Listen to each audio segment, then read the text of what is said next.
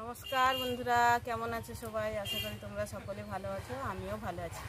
আজকের আমি একটা কালপোস মাছ আর সিলভার কাপ মাছের তেল ঝাল বানাবো। তো ভিডিওটা প্রথম থেকে শেষ পর্যন্ত দেখবেন, আশা করি তোমাদের ভালো লাগবে। আর এই মাছটা রান্নার জন্য আমি কী কী নিয়েছি দেখুন।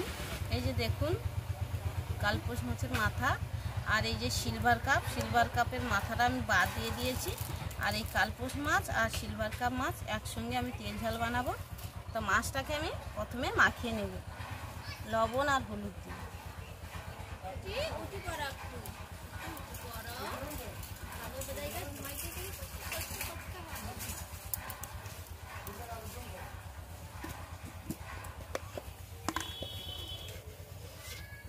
আর দিয়ে দিচ্ছি স্বাদ মতন লবণ।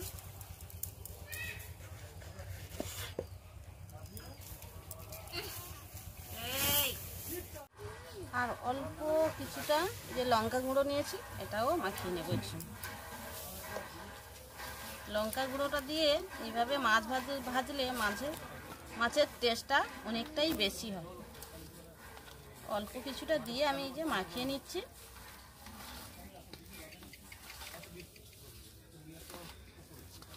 আর এদিকে দেখুন উনুনটাও ধরিয়ে দিয়েছি, কড়ার মধ্যে দিয়ে দিয়েছি তেল।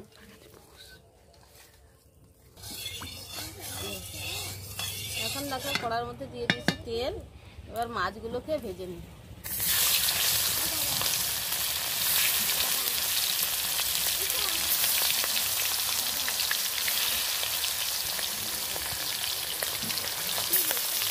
মাছগুলো এই যে ভাজা হয়ে গেছে, মাছগুলোকে এবার তুলে নিচ্ছি।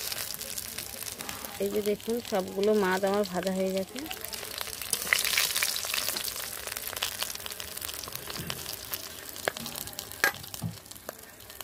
ওই তেলে আমি দিয়ে দেব পেঁয়াজ কুচি।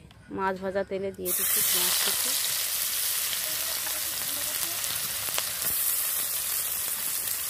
পেঁয়াজটাকে আমি একটু লাল করে ভেজে নিয়েছি। আর এখানে আদা রসুন আর পেঁয়াজ বাটাটা দিয়ে দিচ্ছি।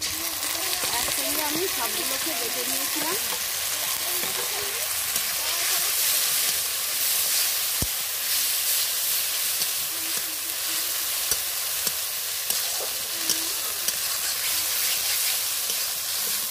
এটাকে একটু কষিয়ে নেব আদা রসুন আর পেঁয়াজটাকে।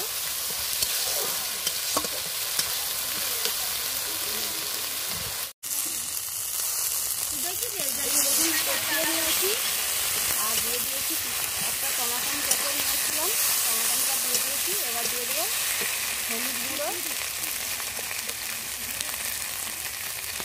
গুঁড়ো দিয়ে দিচ্ছি লঙ্কা গুঁড়ো।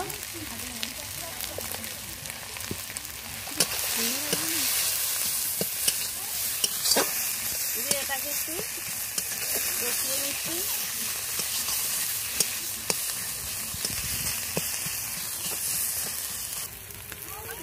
কিছুটা জল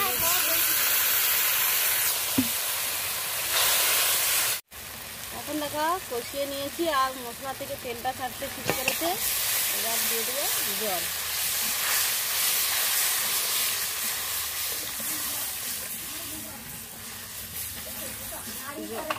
তরকারিটা একটু ফুটিয়ে নেব। এখন দেখো এই যে তরকারিটা বেশ কিছুটা সময় ফুটিয়ে নিয়েছি। এবার দিয়ে দেবো মাছ।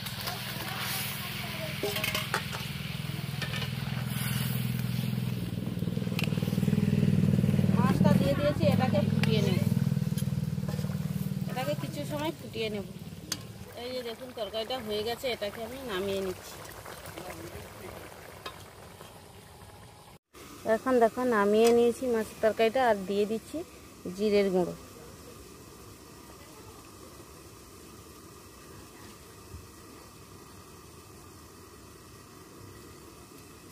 সম্পূর্ণ তরকারিটা আমার রেডি হয়ে গেছে। এই দেখুন।